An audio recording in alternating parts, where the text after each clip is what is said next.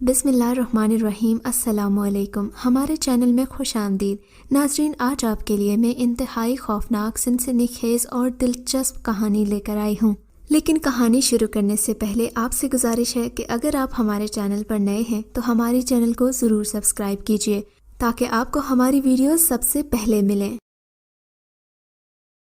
رات کافی خاموش تھی، ماحول بھی سرد تھا۔ ایسے میں وہ مفلر لپیٹے اپنے گاؤں کی طرف بڑھ رہا تھا، جس کا راستہ اس جنگل سے ہو کر گزرتا تھا۔ جب وہ اس جنگل کے قریب پہنچا تو اسے رات اور بھی کالی اور سنسان محسوس ہوئی۔ اسے اسی جنگل سے ہو کے گزرنا تھا جس کے بارے میں بہت سی کہانیاں مشہور تھیں۔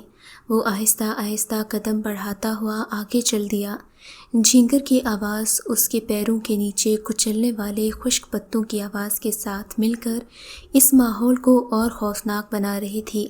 راستہ دیکھنے کے لیے اس نے اپنا ٹارچ روشن کر لیا۔ پہلے اس نے سوچا جنگل میں بڑے راستے سے نکلے، پھر خیال آیا کہ اگر اس اندھیری رات میں بھٹک گیا تو اور بھی مشکل میں پھنس جائے گا۔ اسی لیے اس نے اسی راستے سے جانے کا ارادہ کیا جس راستے پہ وہ تھا۔ خوف کی وجہ سے اس کی زبان خشک ہو چکی تھی۔ وہ اندازہ ہی نہیں کر پا رہا تھا کہ اس پہ جو کپکپی طاری تھی وہ سردی کی وجہ سے تھی یا ڈر کی وجہ سے۔ آخر کار وہ وہاں پہنچ ہی گیا۔ وہ ایک پرانی حویلی تھی جو نہ جانے کتنے سالوں سے ویران اس جنگل میں موجود تھی۔ نہ چاہتے ہوئے بھی اس نے حویلی کی طرف ایک نظر دیکھا۔ وہ کسی بھوت بنگلے سے کم نہیں لگ رہی تھی۔ وہ جلدی سے آگے بڑھ گیا۔ اچانک اس سناٹے میں اسے پائل کی جھنکار سنائی دی۔ وہ رک گیا۔ آواز کبھی اسے اپنے آس پاس محسوس ہوتی، کبھی آگے کبھی پیچھے۔ ڈر گہرائی تک اس کے دل میں اتر چکا تھا۔ پھر اس نے اپنی تمام ہمت جمع کی اور آگے بڑھا ہی تھا کہ کسی نے اس کا نام پکارا۔ اس کے قدم جیسے زمین میں گھڑ گئے۔ اس نے خوف کے مارے اپنی آنکھیں بند کر لیں۔ پھر ہر طرف سناٹا چھا گیا۔ اس نے ڈرتے ڈرتے آنکھ کھولی۔ جو منظر اس نے دیکھا تو ایک زوردار چیخ ماری اور وہیں بے ہوش ہو گیا۔ اگلی صبح جنگل سے اس کی لاش بہت بری حالت میں ملی۔ گاؤں کے مکھیا کافی پریشان تھے۔ 2 مہینے میں یہ 5واں واقعہ تھا۔ حالانکہ گاؤں والوں کو منع بھی کیا ہوا تھا کہ وہ اس راستے سے دن میں بھی نہ گزریں۔ میرا نام ارشد ہے۔ میں اپنے والدین کے ساتھ کراچی میں رہتا ہوں۔ ہمارا پورا دھدیال گاؤں میں رہتا ہے۔ ہم لوگ ابو کی سرکاری نوکری کی وجہ سے شہر میں رہتے تھے۔ میں اپنے والدین کا اکلوتا بیٹا ہوں۔ یہ اس وقت کی بات ہے جب میں 10ویں میں تھا۔ ہمارے اسکول سے گرمیوں کی چھٹیاں تھیں۔ امی ابو نے پلان بنایا اس بار ہم اپنے گاؤں جائیں گے، تایا کہ یہاں۔ میری تو خوشی کی انتہا نہ رہی کیونکہ وہاں میرے کزن تھے جو میرے بہت اچھے دوست بھی تھے۔ کتنے دن بعد ان سے ملنے کا موقع ملا تھا۔ شہر میں میرا ایک ہی دوست تھا، محمود، جو کہ ہمارا محلے دار بھی تھا۔ محمود بہت ہی نڈر اور جوشیلا لڑکا تھا۔ اسے ایڈونچر کا بہت شوق تھا۔ میں نے سوچا کیوں نہ اس بار اسے بھی ساتھ لیا جائے۔ میں نے اس سے پوچھا تو اس نے کہا کہ وہ اپنے والدین سے اجازت ملنے پر ہی جا سکتا ہے کیونکہ وہ بھی میری طرح اپنے والدین کی اکلوتی اولاد تھا۔ اگلے دن اس نے مجھے خوشخبری سنائی کہ اسے جانے کی اجازت مل گئی ہے۔ میں بہت خوش ہوا کیونکہ محمود بھی میرے کزن کا دوست تھا۔ ہم بذریعہ ٹرین لاہور پہنچے۔ وہاں میرے تایا اور میرے کزن اسٹیشن پر ہی ہمارا انتظار کر رہے تھے۔ وہاں سے ہم ان کی گاڑی میں تقریباً 2 گھنٹے کا سفر طے کر کے ہمارے گاؤں پہنچے۔ گاؤں کا ماحول شروع سے ہی مجھے دل فریب لگا۔ اتفاق سے جب اپنے گاؤں پہنچے تو آسمان نے کالے بادلوں کی چادر اوڑھ رکھی تھی۔ ایسے میں گاؤں کا منظر اور بھی دلکش معلوم ہوتا تھا۔ ہم اپنے تایا کی حویلی پہنچے۔ وہاں نوکر نے حویلی تک ہمارا سامان پہنچایا اور تائی جان نے ہم سے کہا کہ سب سے پہلے فریش ہو جاؤ، تب تک میں تمہارے لیے گرما گرم کھانا لگاتی ہوں۔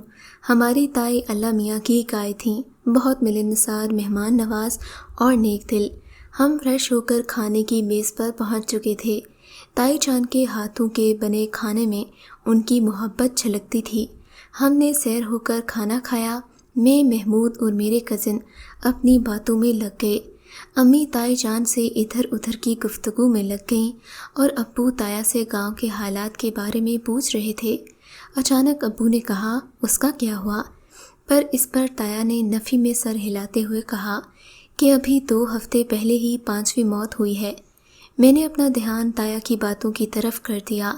حالانکہ گاؤں کے مکھیا نے منع بھی کیا ہے کہ کوئی دن میں بھی وہاں سے نہ گزرے، جس کی لکھی ہوتی ہے وہ گزرتا ہے وہاں سے۔ تایا ابو کی بات سن کر میرا ماتھا ٹھنکا۔ میں نے اپنے کزن سے کہا، چل تیرے کمرے میں چل کر بات کرتے ہیں۔ ہم لوگ اٹھ کے اس کے کمرے کی طرف بڑھ گئے۔ رات کے تقریباً 10 بج رہے تھے۔ باہر پورا چاند نکلا ہوا تھا۔ ہم سب ایک ہی کمرے میں تھے۔ میرے کزن نے کہا، کیا ہوا، تم مجھے یہاں کیوں لے کر آئے؟ پھر میں نے اس سے پوچھا کہ تایا ابو کس کی بات کر رہے تھے؟ تو بولا، گاؤں سے آگے ایک جنگل ہے جو آگے جا کے دوسرے گاؤں سے ملتا ہے، وہاں کچھ پر اسرار سا ہے۔ اس بات پر میں نے کہا، یار لائٹ بند کر دو اور کھڑکی بھی۔ میرے کزن نے ایسا ہی کیا۔ پھر ہم چاروں ایک ہی بیڈ پر بیٹھ گئے۔ چاند کی روشنی کمرے میں آ رہی تھی۔ کمرے کا ماحول بھی اب خوفناک باتوں کی وجہ سے کافی دہشتناک لگ رہا تھا۔ میں نے کہا، اب بات بتاؤ۔ کہنے لگا کہ گاؤں کے لوگ کہتے ہیں بہت سالوں پہلے یہاں ایک راجا کی حکومت تھی جس کو ناچنے والیوں سے محبت تھی۔ ایک ناچنے والی اسے پسند آ گئی۔ وہ روز اس کا ناچ اپنی حویلی میں دیکھتا۔ اس کی بیوی کو یہ سب پسند نہیں تھا۔ ایک دن موقع پا کر اس کی بیوی نے ناچنے والی کو قتل کروا دیا۔ بس پھر کیا تھا، دیکھتے ہی دیکھتے راجا کی حکومت چلی گئی۔ رانی بھی ایک موذی مرض میں مبتلا ہو کر مر گئی۔ پھر اس علاقے میں ایک وبا پھیل گئی جس کی وجہ سے سب لوگ وہاں سے چلے گئے۔ یہ حویلی تب سے ویران ہے۔ کہنے والے کہتے ہیں کہ اس حویلی پر اب جنات کا قبضہ ہے۔ جنات کا سننا تھا کہ محمود زور سے ہنسا۔ اس خوفزدہ ماحول میں محمود کی ہنسی نے سب کا دل دہلا دیا۔ میں نے پوچھا، کیا ہوا دوست؟ محمود بولا، بھائی یہ سب بناوٹی کہانیاں ہوتی ہیں، اس کا حقیقت سے دور دور تک کوئی واسطہ نہیں ہوتا۔ میں نے کہا، یار سب کہہ رہے ہیں تو کچھ تو سچائی ہوگی۔ پھر وہ بات ماننے پر راضی نہ ہوا۔ اس رات ہم ایک ہی کمرے میں سو گئے کیونکہ کافی ڈر محسوس ہو رہا تھا۔ گاؤں میں صبح اٹھنے کا رواج تھا، پر میں اور محمود گھوڑے بیچ کر سو رہے تھے۔ اتنے میں میرے ایک کزن نے ہمیں اٹھاتے ہوئے کہا کہ اٹھ جاؤ، ناشتہ لگ چکا ہے، پھر ہمیں گاؤں کی سیر کو بھی جانا ہے۔ محمود تو اٹھ گیا، پر میرا اٹھنے کا بالکل من نہیں ہو رہا تھا۔ خیر پھر کزن کے بار بار آواز دینے پر اٹھ ہی گیا۔ ہم کھانے کی میز پر پہنچے تو تائی جان نے گرما گرم پراٹھے اور لسی دی۔ پھر ناشتے کے بعد انہوں نے ہمارے لیے چائے دی، کیونکہ انہیں پتہ تھا کہ چائے تو کراچی والوں کا ٹانک ہوتا ہے۔ ناشتہ کر کے ہم تیار ہوئے۔ میرے کزن نے تایا ابو سے اجازت مانگی۔ تایا نے یہ کہہ کر اجازت دے دی کہ اس جنگل کی طرف ہرگز نہ جانا۔ ہم چاروں سیر کو نکل پڑے۔ ہم تھوڑا آگے نکل گئے اور کھیتوں کی طرف آ گئے۔ وہ منظر بڑا ہی دل فریب تھا۔ دونوں طرف پیلی پیلی سرسوں کی فصل لہرا رہی تھی اور ہم گاؤں کی پگڈنڈی پہ چلتے ہوئے جا رہے تھے۔ ٹھنڈی ہوا کے تھپیڑے جب چہرے کو چھوتے تو بہت اچھا محسوس ہوتا۔ ہم تھوڑا آگے جا کے ایک نیم کے پیڑ کے نیچے رک گئے۔ وہاں پھر اسی حویلی کا ذکر چھڑ گیا۔ محمود بولا، اول تو یہ سب ہوتا نہیں ہے، اگر ہے بھی تو جب تک میں اپنی آنکھوں سے دیکھ نہ لوں یقین نہیں کر سکتا۔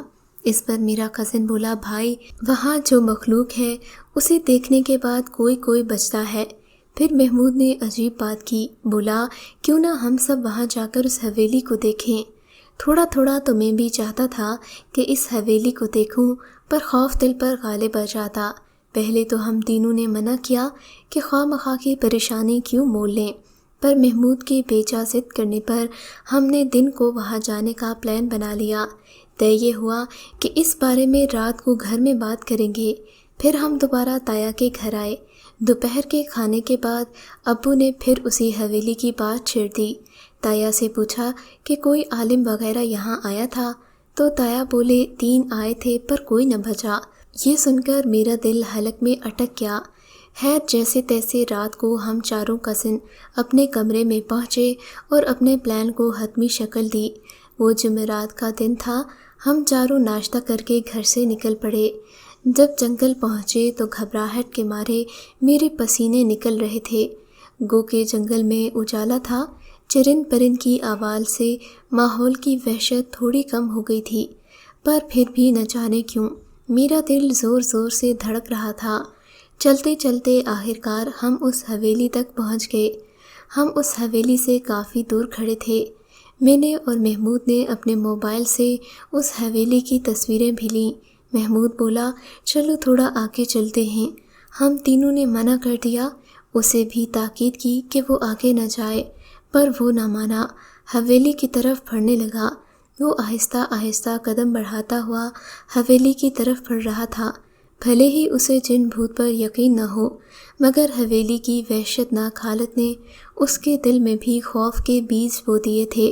ابھی وہ قریب سے حویلی کی تصویریں ہی لے رہا تھا کہ حویلی کا مرکزی دروازہ زور زور سے بجنے لگا، جیسے کوئی اندر سے کھٹکا رہا ہو۔ پھر پائل کی تیز آواز آئی۔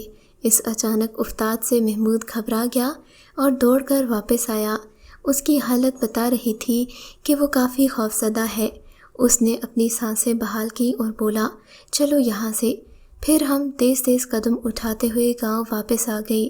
دوپہر کو کھانے میں محمود نے تایا ابو سے اس حویلی کے بارے میں بات کی، بتایا کہ گاؤں میں اس طرح کی باتیں ہو رہی ہیں۔ پہلے تو تایا ابو نے میرے کزن کی طرف دیکھا اور کہا کہ یہ سچ ہے، اس حویلی پر کسی اوپر کی طاقت کا قبضہ ہے۔ محمود نے کہا، میرے ابو کے دوست ہیں جو ان سب چیزوں کا علم رکھتے ہیں، اگر آپ کہیں تو کیا انہیں ایک بار یہ حویلی دکھا دیں؟ ہو سکتا ہے کہ وہ کوئی بہتر حل نکال سکیں۔ پہلے تو تایا ابو نے منع کیا، پھر محمود اور ابو کی بات پر ہم سب گاؤں کے مکھیا کے پاس گئے اور انہیں بتایا۔ انہوں نے بھی پہلے انکار کیا، پھر ابو اور تایا کے سمجھانے پر راضی ہو گئے۔ اسی دن محمود نے اپنے والد کو فون لگا کر ساری تفصیل بتا دی۔ انہوں نے محمود سے کچھ کہا اور فون رکھ دیا۔ 3 دن کے بعد محمود کے والد ایک بہت بڑے عالم کو لے کر آئے، جن کی عمر 50 کے لگ بھگ ہوگی۔ اس دن شام ہو رہی تھی تو طے پایا کہ اگلے دن صبح حویلی کی طرف جائیں گے۔ اگلے دن ہم سب تایا ابو کی گاڑی میں بیٹھے اور گاؤں کی طرف نکل پڑے۔ جنگل میں جہاں تک گاڑی جا سکتی تھی تایا لے گئے، پھر ہم سب پیدل ہی گئے۔ حویلی کے پاس پہنچ کر اس عالم نے ہمیں ایک جگہ بیٹھ جانے کا کہا، پھر چاک نما پاؤڈر سے ہمارے گرد حصار بنایا، تاکید کی کہ کچھ بھی ہو اس حصار سے باہر نہیں نکلنا۔ پھر وہ ہم سے کچھ فاصلے پر ہی بیٹھ گئے اور کچھ پڑھنے لگے، پھر خود پر دم کیا اور آگے بڑھے۔ تھوڑی دور گئے ہوں گے کہ ان کے گال پر ایک زوردار تھپڑ پڑا۔ مارنے والا کہیں نظر نہیں آ رہا تھا۔ پھر اس عالم نے دوبارہ پڑھائی کرنا شروع کر دی۔ جیسے ہی انہوں نے پڑھنا شروع کر دیا، ایسے لگا کوئی بہت بھاری قدم زمین پہ پٹک رہا ہو۔ پھر ساتھ ہی پائل کے چھنکنے کی آواز بھی آئی اور حویلی کا دروازہ زور زور سے بجنے لگا۔ ہم سب نے ایک دوسرے کا ہاتھ مضبوطی سے تھاما ہوا تھا۔ پھر اچانک حویلی کا دروازہ کھلا اور انتہائی مکروہ شکل کی عورت باہر نکلی۔ میں تو یہ سب دیکھ کر بے ہوش ہونے لگا تھا۔ پھر اس عالم نے پوچھا، کون ہے تو اور کیوں لوگوں کی جان کے در پہ ہے؟ وہ بولی، وہ شیطان کے جنات کے قبیلے کی سردار کی بیوی ہے۔ اس عالم کے پوچھنے پر کہ وہ لوگوں کو کیوں مارتی ہے، اس نے کہا، اس سے اس کی طاقت بڑھتی ہے۔ پھر عالم نے بہت سی دعائیں پڑھیں۔ جب دیکھا کہ اس پر کوئی اثر نہیں ہو رہا تو انہوں نے قرآن مجید نکال کر کچھ آیتیں پڑھیں، جس پر وہ عورت بے چین ہو گئی۔ اس نے بہت سے طریقوں سے عالم پر حملہ کیا، پر وہ اپنی جگہ ثابت رہے۔ پھر ایک دلدوز چیخ ابھری اور ایک سیاہ دھواں ہوا میں تحلیل ہو گیا۔ پھر انہوں نے ہمیں بلایا اور ایک بستے میں سے پانی کی بوتل نکالی۔ ہم سے کہا، حویلی کو اندر سے نہیں دیکھیں گے۔ وہ حویلی واقعی ایک راجہ کی حویلی تھی۔ پھر عالم نے سب دیواروں پر پانی چھڑکا، کچھ جگہوں پہ کیلیں گاڑ دیں اور گاؤں کے مکھیا سے کہا کہ اب وہ یہاں کبھی نہیں آئے گی۔ یہ حویلی آج بھی آباد ہے۔ اس کی صاف ستھرائی کروا کر اسے میوزیم بنا دیا گیا۔ ہر جمعرات کو عالم کی ہدایت کے مطابق یہاں قرآن خوانی ہوتی ہے۔ اگر محمود نہ ہوتا تو نہ جانے وہ حویلی کتنے عرصے تک ان جنات کے قبضے میں رہتی۔ اگر آپ کو یہ کہانی اچھی لگی ہے تو اس ویڈیو کو لائک کیجیے اور اس طرح کی مزید ویڈیوز دیکھنے کے لیے ہمارے چینل کو سبسکرائب کیجیے۔ اور ہاں، اگر آپ کی کسی دوست، رشتہ دار یا بہن کے ساتھ خدا نہ کرے ایسا کوئی واقعہ پیش آیا ہے تو ہمیں کامنٹ سیکشن میں اس کے بارے میں ضرور بتائیے۔